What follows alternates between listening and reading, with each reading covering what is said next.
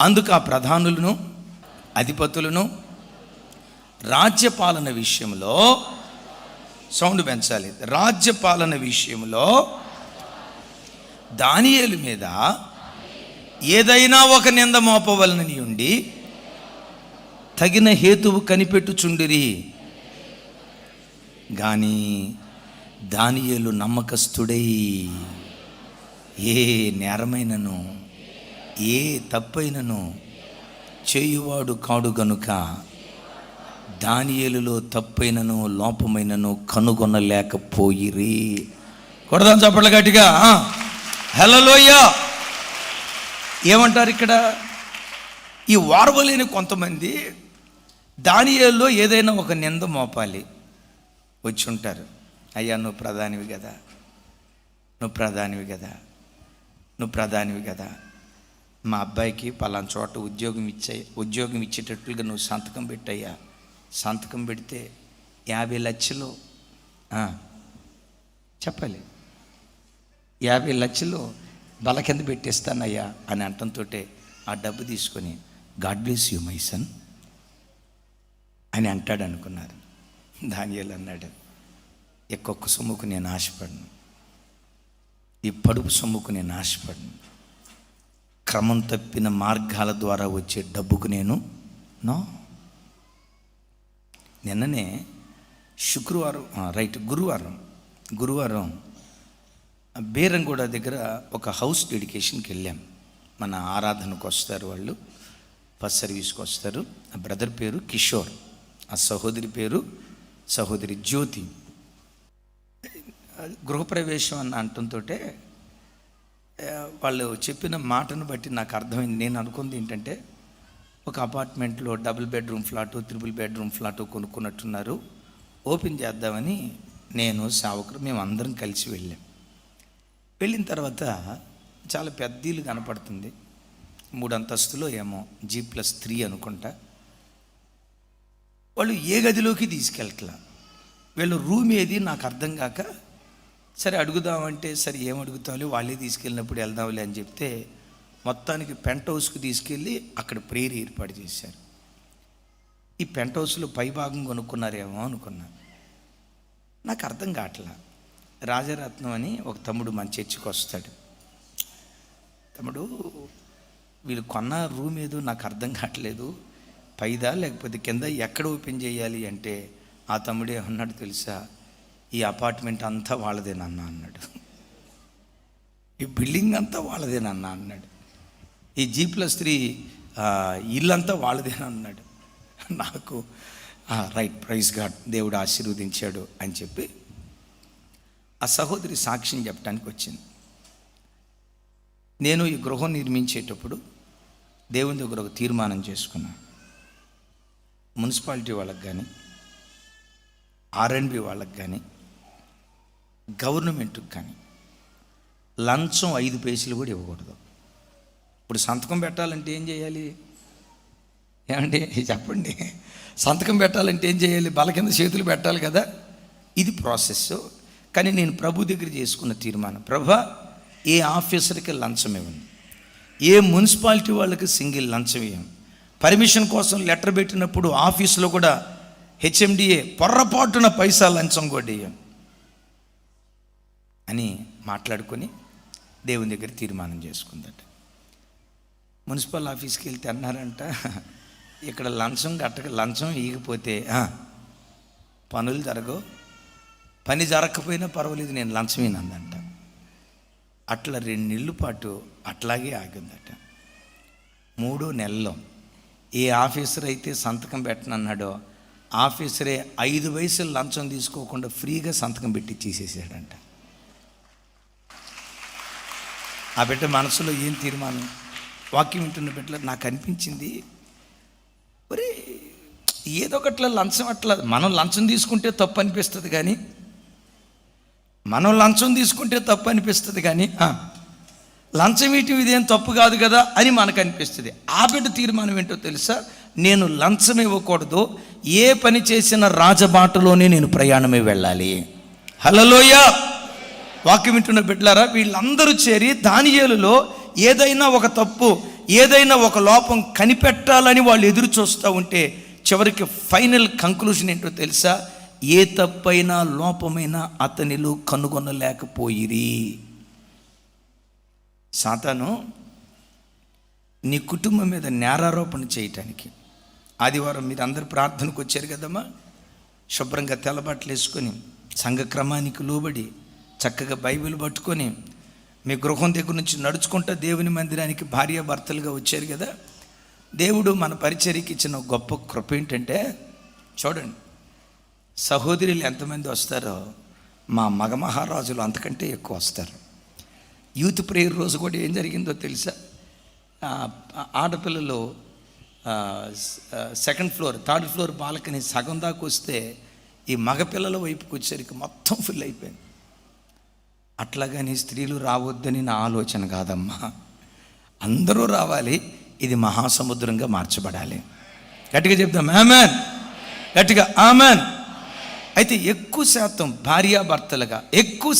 భార్యాభర్తలుగా దేవుని కృప భార్యాభర్తలుగా కుటుంబంగా అడుగుపెట్టే కుటుంబాలు మన సంఘంలో ఎన్నో ఉన్నాయి. అది మన పరిచర్యకు దేవుడిచ్చిన భాగ్యం. సింగిల్గా వచ్చేవాళ్ళు చాలా తక్కువ.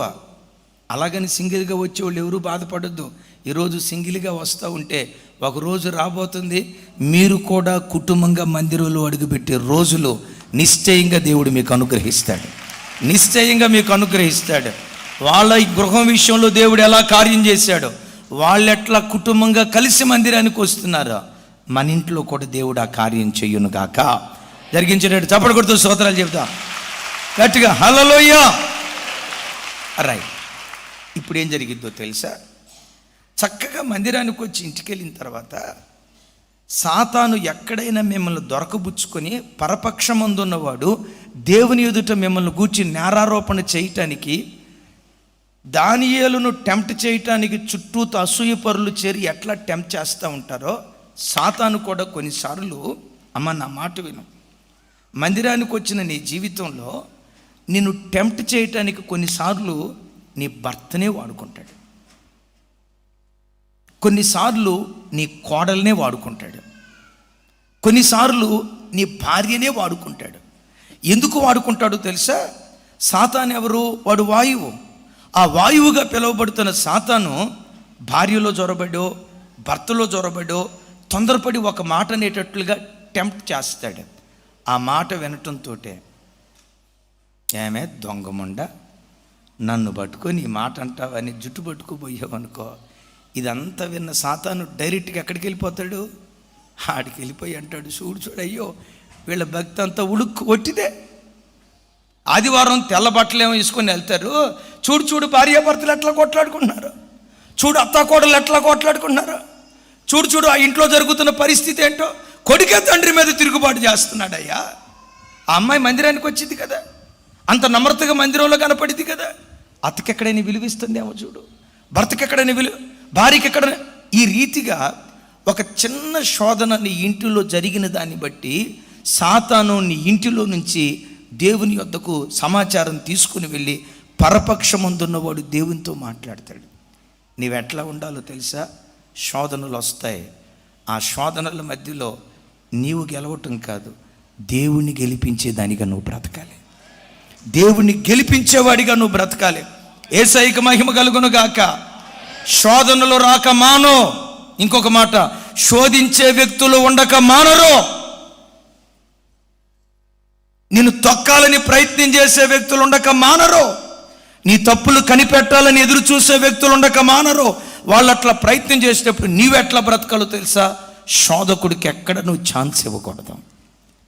సాతాను ఎక్కడ పరపక్షమందు ఉన్నవాడు ఎక్కడ దేవుని యొద్దకు వెళ్ళి నీ కుటుంబాన్ని గురించి చెడ్డ మాట ఏది పలకకుండా ఉండునట్లుగా యేసు కొరకు సాక్షి బిడ్డలుగా మనం బ్రతుకుదాం గాక. కొంచెం గట్టిగా సౌండ్ పెంచాలా? ఇంకోసారి ఎవరికి అవకాశం ఇవ్వకూడదు? కొంచెం గట్టిగా, ఎవరికి అవకాశం ఇవ్వకూడదు? ఇప్పుడు కొన్నిసార్లు సింపుల్, అంటే ఇది ఎవరు కూర్చో చెప్తున్నాను అనుకోవద్దు.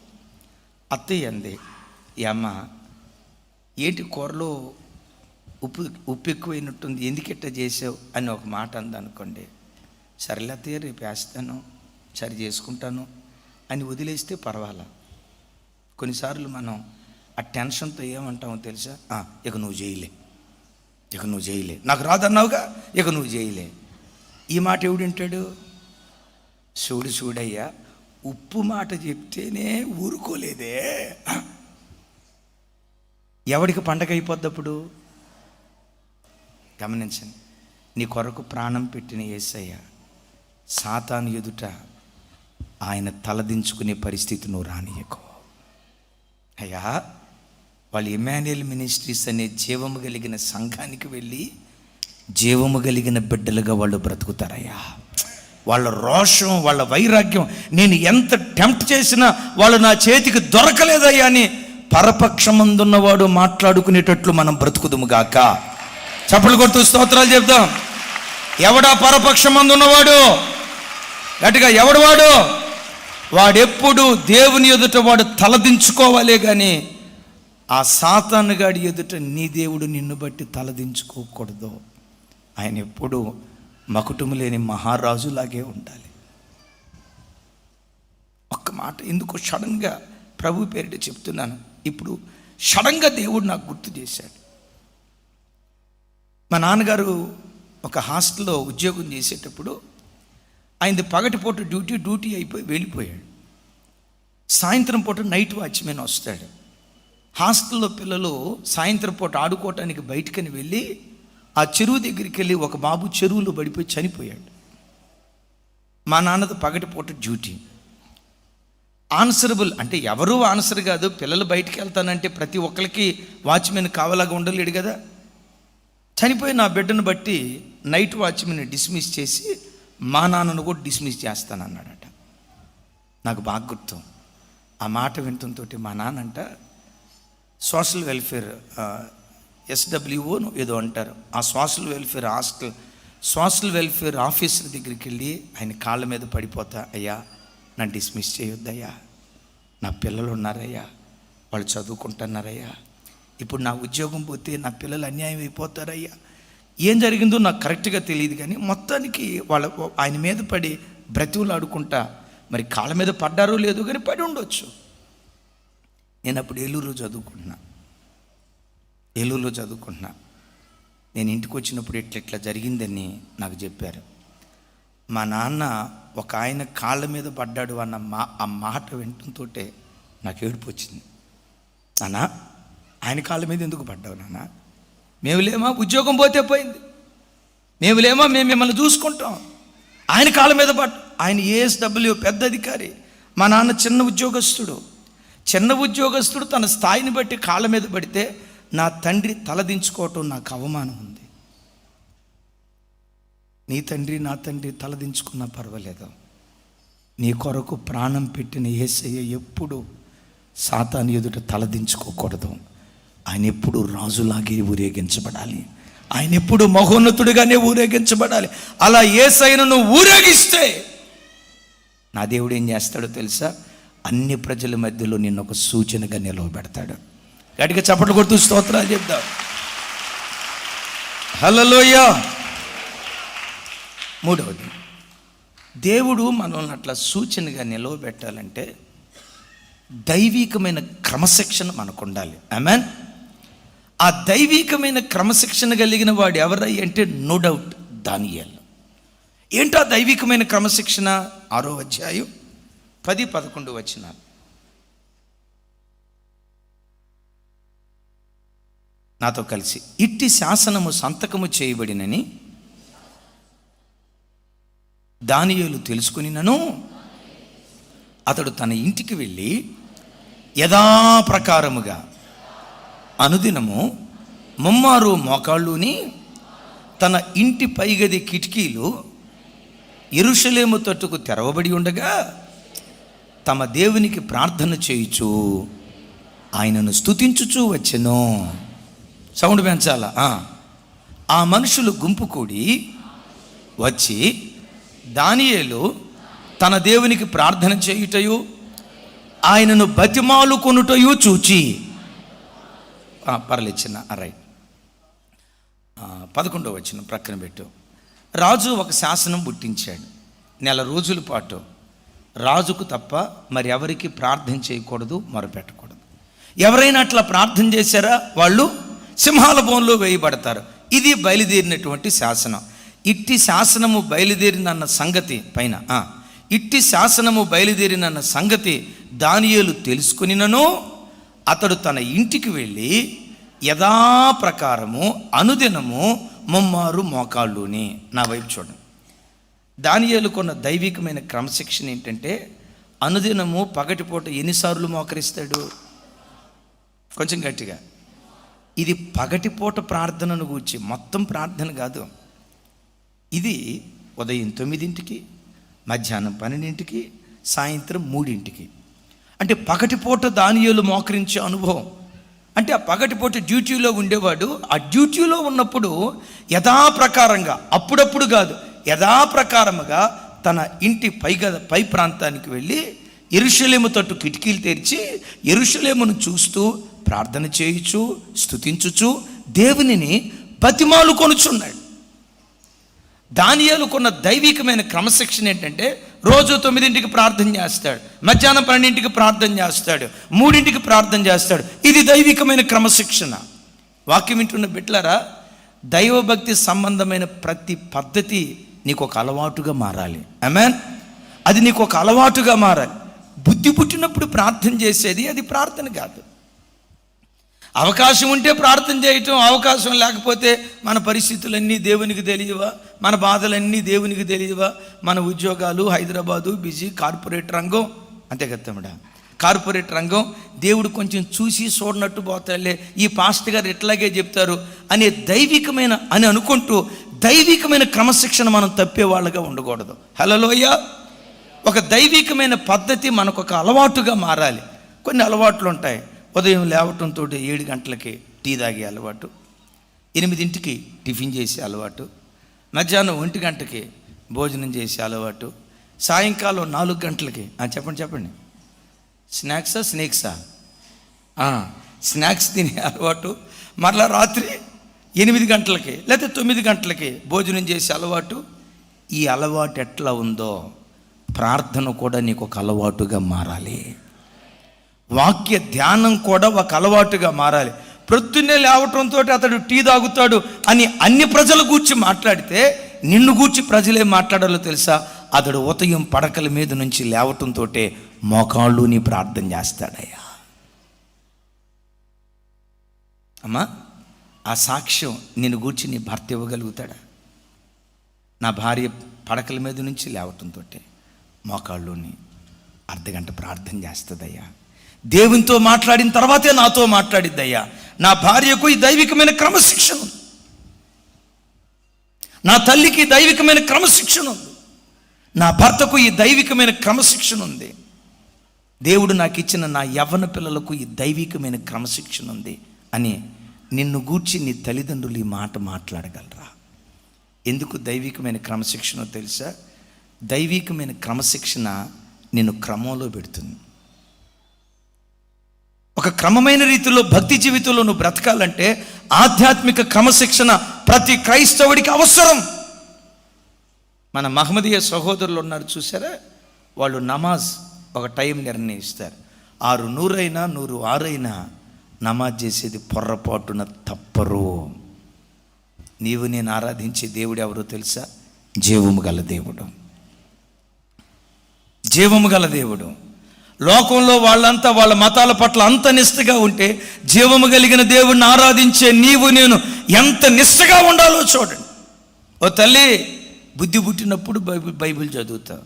ఆదివారం బైబిల్కి చిప్పిపెట్టి మరలా బైబిల్ తెరిచేది ఎప్పుడు? ఆదివారమా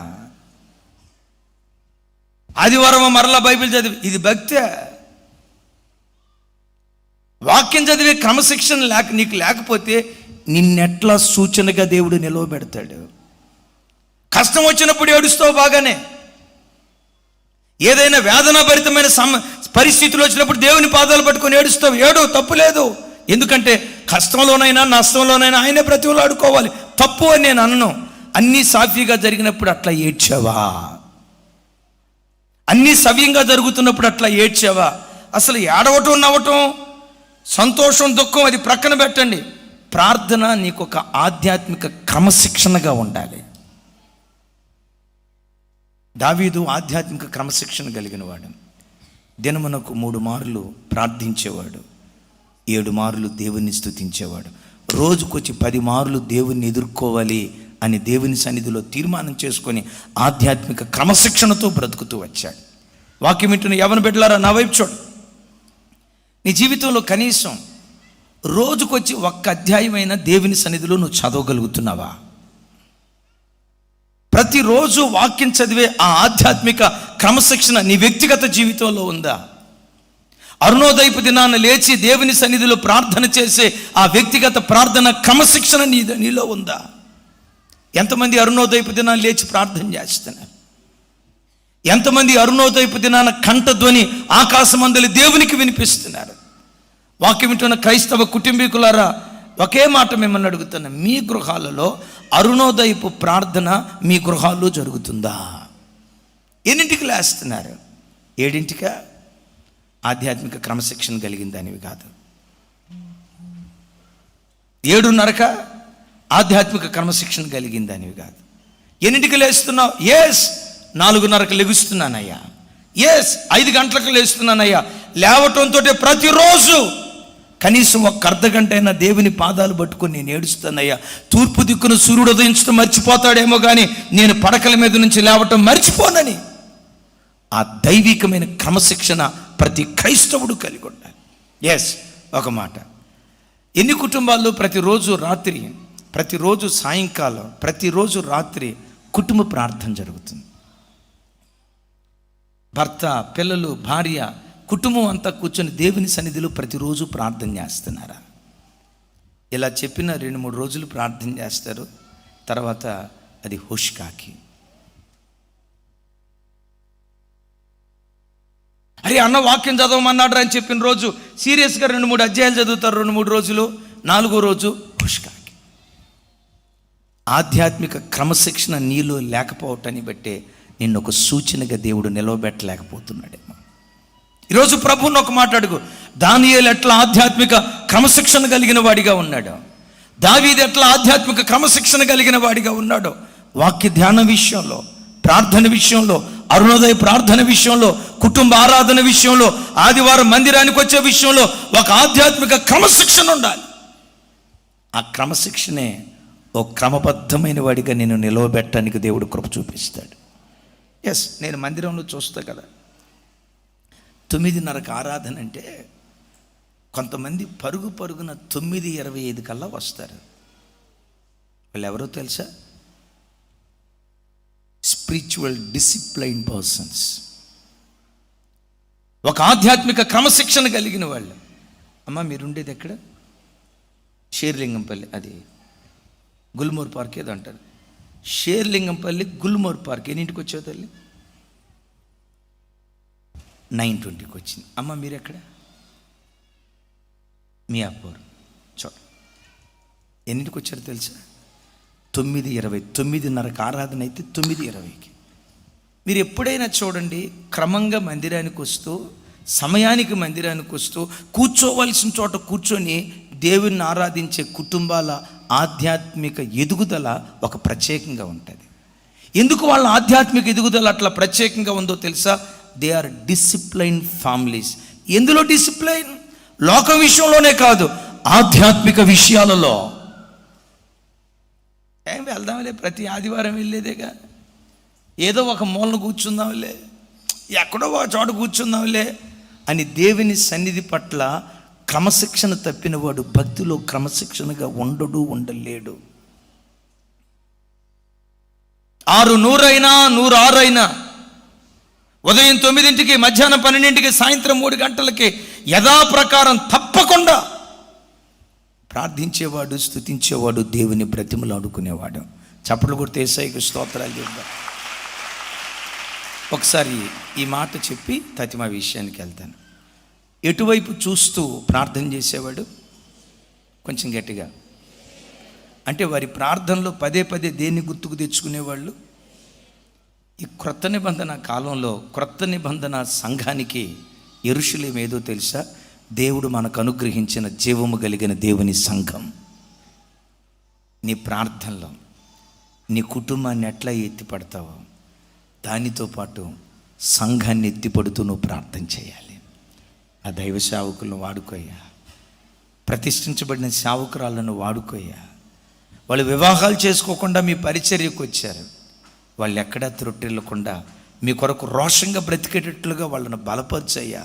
నువ్వు మోకరించిన ప్రతిసారి యెరూషలేమును చూస్తూ యెరూషలేముకు సాదృశ్యంగా ఉన్న సంఘాన్ని జ్ఞాపకం చేసుకుంటూ నీ ప్రతి ప్రార్థనలో సంఘాన్ని ఎత్తి పట్టుదువుగాక.